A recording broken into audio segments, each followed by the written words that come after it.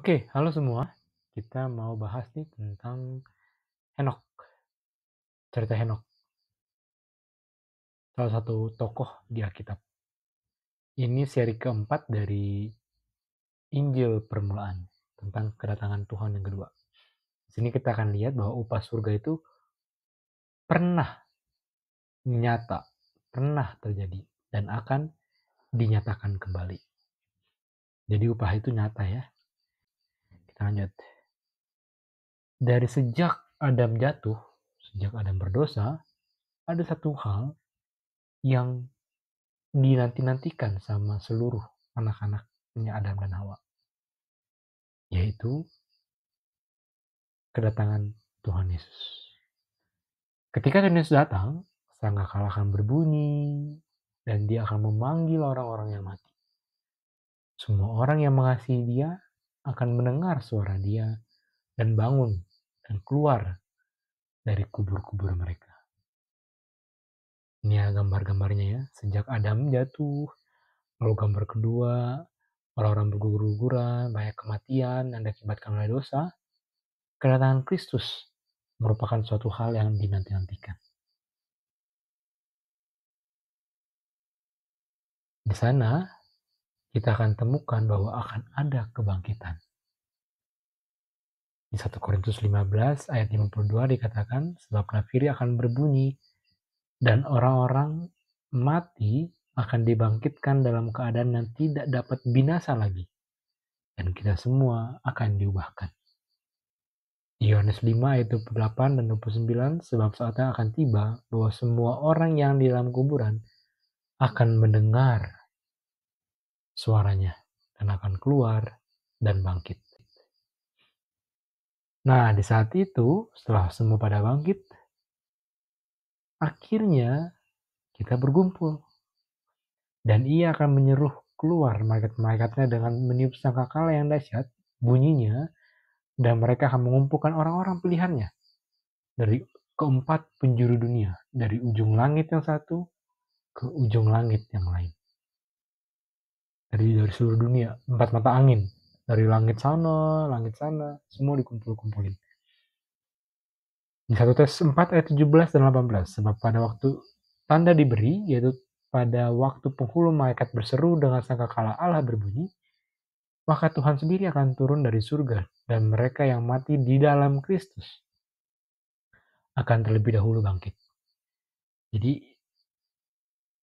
ada 2 kali berarti ya. Tapi yang pertama kali bangkit adalah mereka yang di dalam Kristus. Ayat 18, sudah itu kita yang hidup, yang masih tinggal, akan diangkat bersama-sama dengan mereka dalam awan menyongsong Tuhan di angkasa. Demikianlah kita akan selama-lamanya bersama-sama dengan Tuhan. Nah, malaikat-malaikat kudus akan datang bersama Yesus. Mereka akan mengumpulkan anak-anak Allah dari seluruh penjuru bumi. Ini yang tadi kan kita baca. Jadi bersebaran malaikat-malaikat nanti di keliling dunia, dan itu akan kumpulkan semua anak-anaknya Tuhan.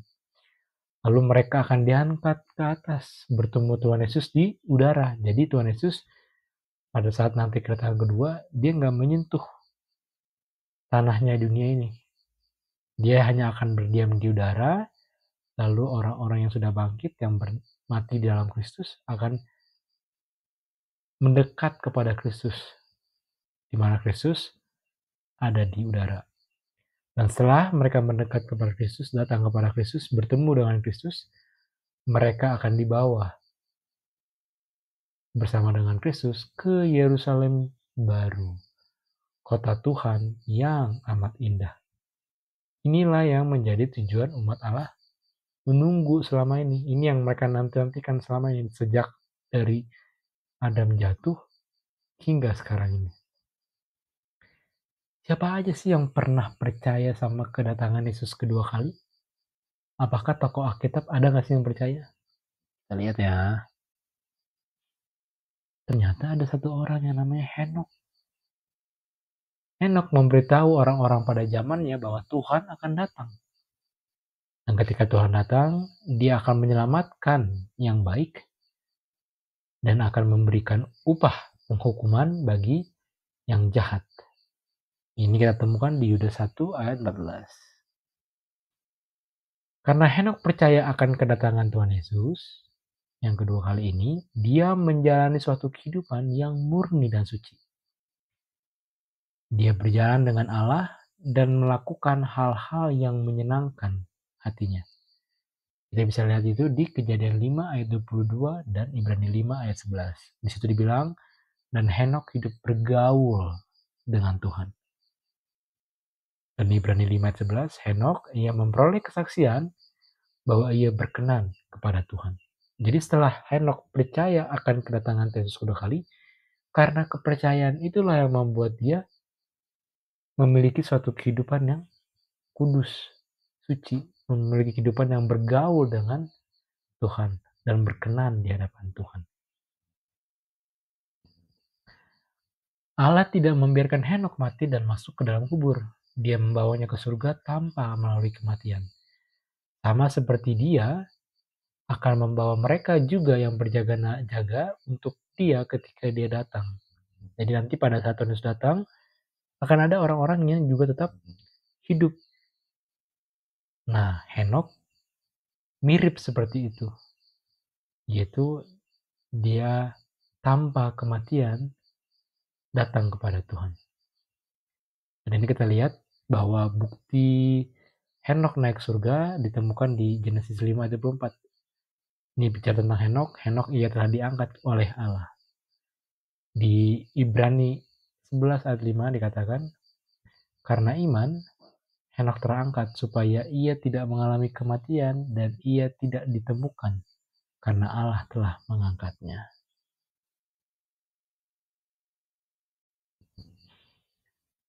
Dengan ini orang-orang diajarkan bagaimana Allah akan memberikan upahnya bagi orang-orang yang berbuat baik.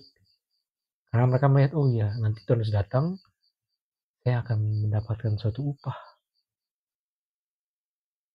Naik ke surga, selama-lamanya di surga, di Yerusalem baru. Elia, ini gambar tentang Elia ya, seorang nabi Tuhan, dia pun juga gak mati. Dia mengalami sama yang seperti Henokh alami.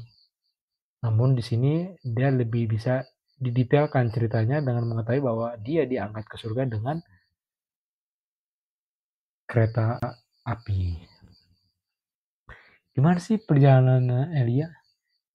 Kita bisa lihat di 2 Raja-Raja 2:11 dibilang, tiba-tiba datanglah kereta berapi dengan kuda berapi. Lalu naiklah Elia ke surga dalam angin badai. Ayat 6, Psalm 98 ayat 11 dikatakan, kuda-kudanya Tuhan, chariotsnya Tuhan, keretanya Tuhan, ada 20 ribuan. Ini bukan artinya bisa dihitung ya, tapi menunjukkan bahwa jumlahnya banyak. Bahkan seperti banyaknya malaikat-malaikat. Jadi di sini kita lihat bahwa para malaikat itu disamakan dengan kereta berkuda. Dan mereka itu, malaikat-malaikat ini sering terlihat atau dilihatnya seperti api yang menyala-nyala. Kita temukan di Mazmur 104 ayat 4. Jadi Elia diangkat sama seperti semua umat Allah yang akan diangkat nanti pada saat kedatangan kedua kali. Dan pada waktu itu pun, ia akan menyuruh malaikat-malaikatnya akan mengumpulkan orang-orang pilihannya dari keempat penjuru bumi dan ujung bumi sampai ke ujung langit. Markus 13 ayat 27. Jadi dia naik dengan kereta berapi dan kita bisa lihat bahwa api-api itu juga melambangkan para malaikat yang banyak. Sesuai dengan Mazmur 68 ayat 11 dan Mazmur 104 ayat 4. Dan setelah kita melihat bahwa kegenapan yang sama akan terjadi bagi umat-umat yang menunggukan kedatangan Tuhan nanti di saat Tuhan Yesus datang dan mereka masih hidup. Mereka akan mengalami hal yang sama. Bukan dengan kereta api berkudanya, tapi melihat Tuhan tanpa melalui kematian.